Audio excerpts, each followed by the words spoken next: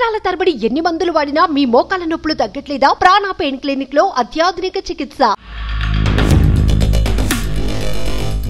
N convention అనే function hall ఏదైతే ఉందో అక్కడ ఉన్న చెరువులో సగానికి అడ్డంగా గోడ కట్టి కొన్ని ఎకరాలు ఆక్రమించుకొని ఫంక్షన్ హాల్ నిర్వహిస్తున్నారు. గత వారం రోజుల నుంచి హైదరాబాద్ లో అక్రమ నిర్మాణాలే టార్గెట్ గా హైడ్రా విసురుతున్న పంజా ప్రముఖుల వద్దకు చేరుకుంది. నిన్న మొన్నటి వరకు హైడ్రా కూల్చివేతకు లేని హైప్ ఎన్ కన్వెన్షన్ సెంటర్ ను కూల్చివేయడంతో ఒక్కసారిగా రాజకీయ రంగు పులుముకుంది. అక్రమ కట్టడాలను రాజకీయ కోణంలో చుట్టానికి ప్రధాన కారణం ఇప్పటి తెలంగాణ సీఎం రేవంత్ రెడ్డి గతంలో చేసిన వ్యాఖ్యలే. అయితే అప్పట్లో రేవంత్ రెడ్డి చేసిన వీడియో చూసే ముందు ఆయన చేసిన వ్యాఖ్యలేంటో తెలుసుకుందాం. ఎన్ కన్వెన్షన్ అనే ఫంక్షన్ హాల్ ఏదైతే ఉందో అక్కడ ఉన్న చెరువులో సగానికి అడ్డంగా గోడ కట్టి కొన్ని ఎకరాలు ఆక్రమించుకొని ఫంక్షన్ హాల్ నిర్వహిస్తున్నారు. పదే పదే ప్రభుత్వం దృష్టికి వచ్చింది, టీవీ ఛానళ్లలో పేపర్లలో చూపించింది. అక్కినేని నాగార్జున గారు కూడా దాని మీద స్పందించారు. ఈనాటి వరకు ఆ ఆక్రమణలు తొలగించలేదు.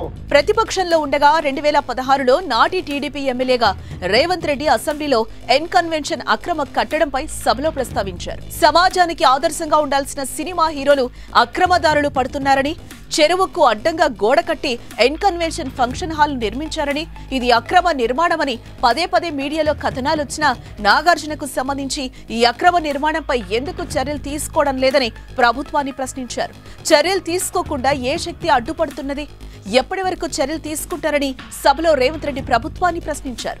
ఈ చెరువుల కబ్జాలను కూడా ఎంతటి వారైనా కూడా ఖచ్చితంగా తొలగిస్తాం. ఈ చెరువులే వరప్రదాయిని తెలంగాణ ప్రాంతానికి అని పదే పదే మంత్రివర్యులు గాని ప్రభుత్వం కానీ చెప్తా వచ్చింది. అయితే ప్రధానంగా సినిమా హీరోలు అంటే ప్రజలకు ఆదర్శంగా ఉండేవాళ్ళు, మంచిని ప్రజలకు బోధించేవాళ్ళు. వాళ్ళని ఆదర్శంగా సమాజం తీసుకుంటుంది.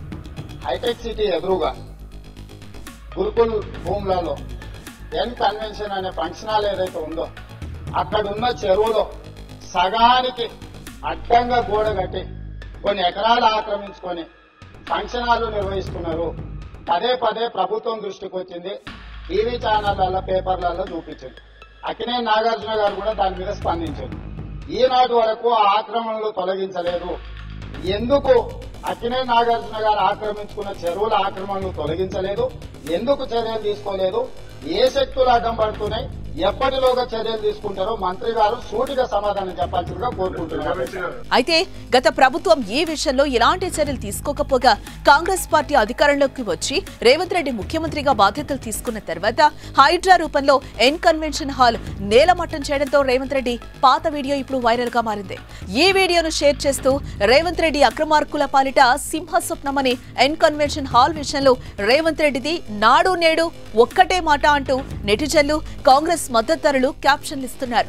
దీంతో కన్వెన్షన్ కూల్చివేత కాస్త రాజకీయ శోభను సంతరించుకుంది. మీ బిజినెస్ ఏదైనా మీ ఊర్లో ప్రమోషన్ చేయాలంటే అది సుమన్ టీవీతోనే సాధ్యం. ఇప్పుడే సంప్రదించండి.